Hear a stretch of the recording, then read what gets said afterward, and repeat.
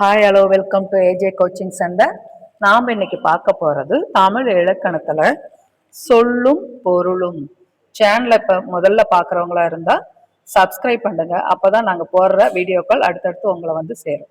வாங்க வீடியோக்குள்ளே போகலாம். சொல், அதுக்குண்டான பொருள் இப்போ பார்க்கலாம். நிருமித்த அப்படின்னா என்ன அப்படின்னு பார்த்தீங்கன்னா, பாவேந்தர் பாரதிதாசன் தமிழுக்கும் அமுதென்று பேர் எங்கள் வாழ்வுக்கு நிருமித்த ஊர் அப்படின்னு பாடல் வரியில வந்திருக்கோம். அந்த நிருமித்த ஊர் அப்படின்னு பாத்தீங்கன்னா, நிருமித்த ஊர் என்றால் உருவாக்கப்பட்ட ஊர் என்று பொருள். இங்க பாருங்க, நிருமித்த உருவாக்கிய. அடுத்தது பாத்தீங்கன்னா விளைவு அப்படின்னா வளர்ச்சி. ஒரு செயல் விளைவை தான் வளர்ச்சி அப்படிங்கிறோம். அடுத்தது பாத்தீங்கன்னா சமூகம் அப்படின்னா சமுதாயம் அப்படின்னு சொல்லுவாங்க.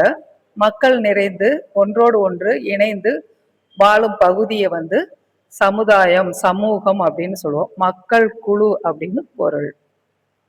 அடுத்தது அசதி, உடல் சோர்வு, அதுதான் அசதி அப்படிங்கிறோம்.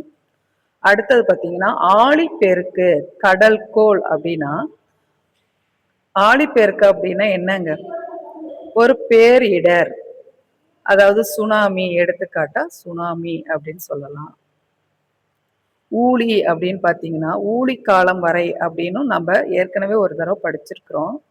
ஊழி காலம்னா நீண்டதொரு காலப்பகுதி, அதை தான் ஊழிக்காலம் அப்படின்னு சொல்லுவாங்க.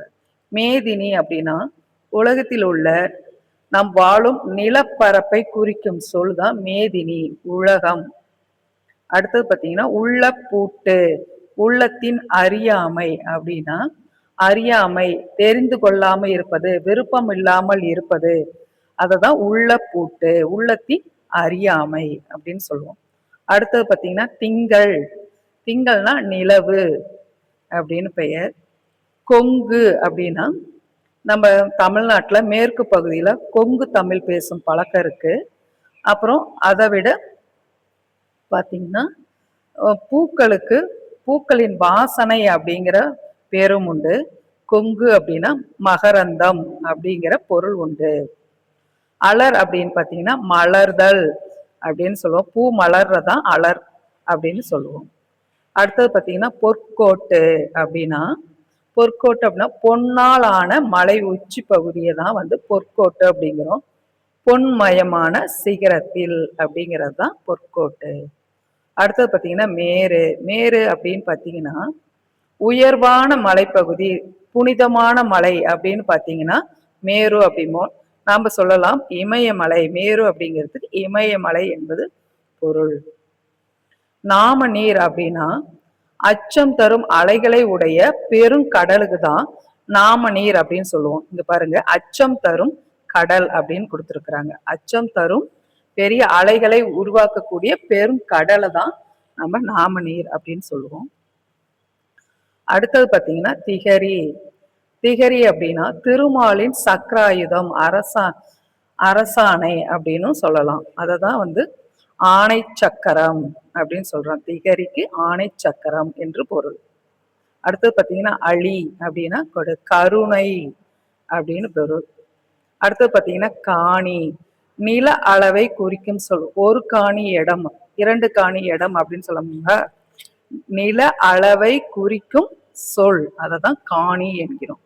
அடுத்தது பார்த்தீங்கன்னா மாடங்கள் அப்படின்னா மாளிகையின் அடுக்குகள், அதாவது 1 அடுக்கு 2 அடுக்கு 3 அடுக்கு அப்படின்னு சொல்றோம்ல, அதை தான் மாடங்கள், மாளிகையின் அடுக்குகளை தான் மாடங்கள் அப்படின்னு சொன்னாங்க. அடுத்தது பார்த்தீங்கன்னா சித்தம் அப்படின்னா என்னங்க, உள்ளம் அப்படின்னு பொருள். இயன்றவரை அப்படின்னா முடிந்தவரை, உங்களால் ஆனதை கொடுங்கள் அப்படிங்கிறோம்ல, அதுதான் இயன்றவரை, முடிந்தவரை உங்களால் முடிந்ததை செய்யுங்க அப்படிங்கிறதான் இயன்றவரை என்பது பொருள்.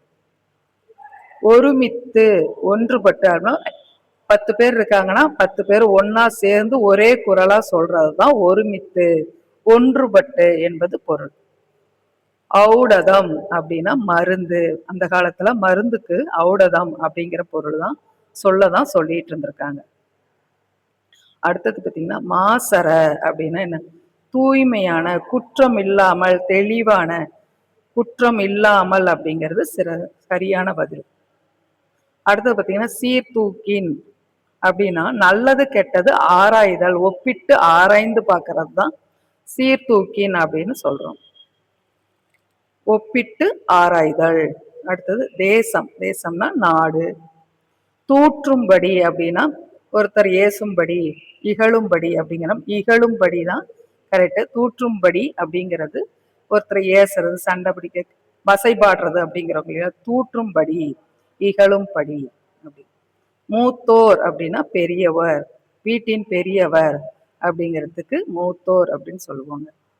அடுத்தது மாற்றார், மற்றவர், நம்ம வீட்டை சேராதவர்கள், மற்றவர் அப்படிங்கிறத மாற்றார்.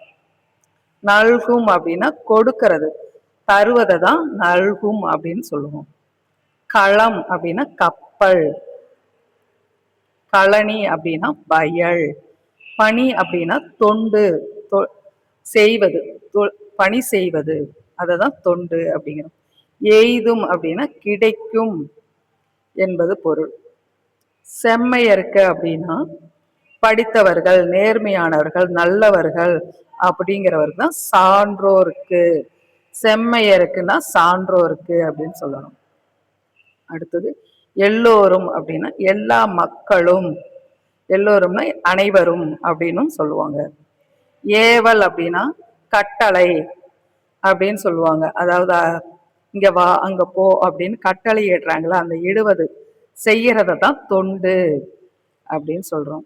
அடுத்தது அல்லாமல், இதை தவிர, அதை தவிர, அல்லாமல் இதை விட்டுட்டு அதை மட்டும் செய் அப்படிங்கிறோம் இல்லைங்களா. அல்லாமல் ஒன்று மட்டும், இது மட்டும் அப்படின்னு பிரிக்கிறது. அல்லாமல், அதை தவிர. பராபரமே அப்படின்னு பார்த்தீங்கன்னா மேலான பொருள். அதாவது பராபர கண்ணியில யாமறியோ பராபரமே அப்படின்னு பாடிருப்பாங்க. அதாவது நமக்கு தெரியாது, பரம்பொருள் அப்படின்னும் பொருள் வரும். மேலான பொருள், கடவுள்னு சொல்லலாம். அடுத்தது சுயம், தனித்தன்மை. சுயமா சொந்த ஒரு முயற்சியில செய்தாங்க அப்படின்னு சொல்றோம் இல்லைங்களா, தனித்தன்மையாக, அதை தான் சுயம் அப்படின்னு சொல்றோம். நன்றி. அடுத்தடுத்த பதிவுகளில் பார்க்கலாம். மேற்கொண்டு சொல்லும் பொருளும் இன்னும் பல வீடியோக்கள் வரும்.